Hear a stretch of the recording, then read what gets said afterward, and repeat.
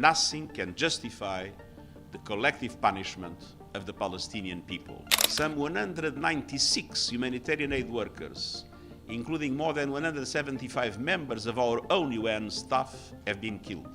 The Israeli government has acknowledged mistakes and announced some disciplinary measures. But the essential problem is not who made the mistakes. It is the military strategy and procedures in place that allow for those mistakes to multiply time and time again. 196 humanitarian workers have been killed, and we want to know why.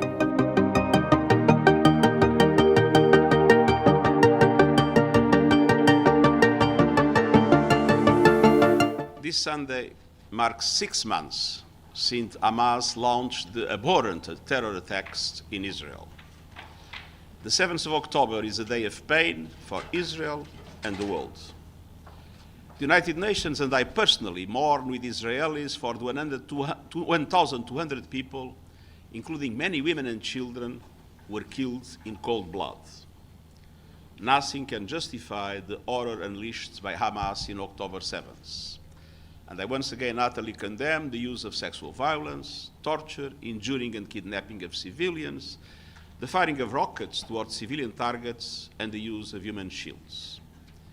And I call for the unconditional release of all the hostages still held by Hamas and other armed groups.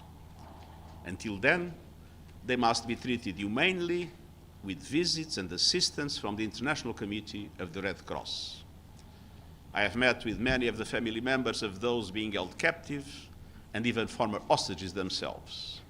I carry their anguish and uncertainty and deep pain with me every day. Dear members of the media, over the last 6 months, the Israeli military campaign has brought relentless death and destruction to Palestinians in Gaza, with more than 32,000 people reportedly killed and more than 75,000 injured, the vast majority women and children. Lives are shattered. Respect for international humanitarian law is in tatters. During my visit to the Rafah crossing 10 days ago, I met veteran humanitarians who told me categorically that the crisis and suffering in Gaza is unlike any they have ever seen. Meanwhile, as I saw on my way to the Rafah crossing, long lines of trucks loaded with humanitarian aid continue to face obstacle after obstacle. When the gates to aid are closed, the doors to starvation are opened. More than half the population, over 1 million people, are facing catastrophic hunger. Children in Gaza today are dying for lack of food and water. This is incomprehensible and entirely avoidable. Nothing can justify the collective punishment of the Palestinian people. I'm also deeply troubled by reports that the Israeli military's bombing campaign includes artificial intelligence as a tool in the identification of targets, particularly in densely populated residential areas, resulting in a high level of civilian casualties.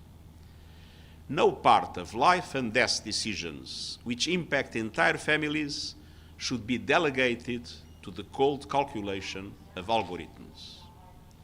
I've warned for many years of the dangers of weaponization artificial intelligence and reducing the essential role of human agency. AI should be used as a force for good to benefit the world, not to contribute to waging war on an industrial level, blurring accountability.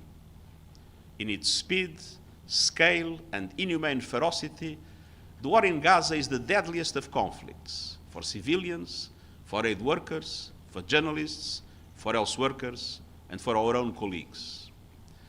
Some 196 humanitarian aid workers, including more than 175 members of our own UN staff, have been killed. The vast majority were serving UNRWA, the backbone of all relief efforts in Gaza. Others include colleagues from the World Health Organization and the World Food Programme, as well as humanitarians from Doctors Without Borders, the Red Crescent, and just a few days ago, World Central Kitchen. An information war has added to the trauma, obscuring facts and shifting blame.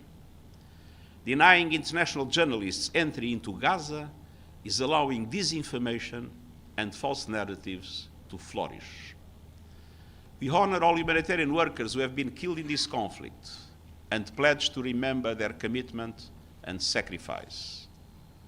Following this week's appalling killing of 7 humanitarian workers from World Central Kitchen, the Israeli government has acknowledged mistakes and announced some disciplinary measures.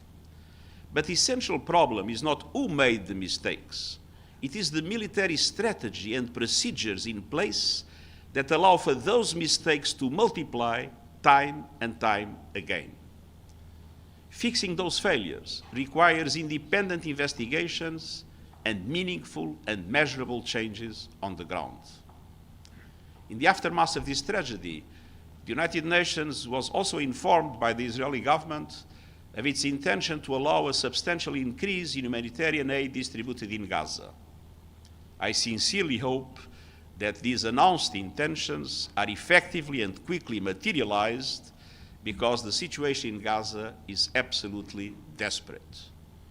Dramatic humanitarian conditions require a quantum leap in the delivery of life-saving aid, a true paradigm shift. I repeat my urgent appeals for an immediate humanitarian ceasefire, the unconditional release of all hostages, the protection of civilians, and the unimpeded delivery of humanitarian aid. Last week, the Security Council called for just that.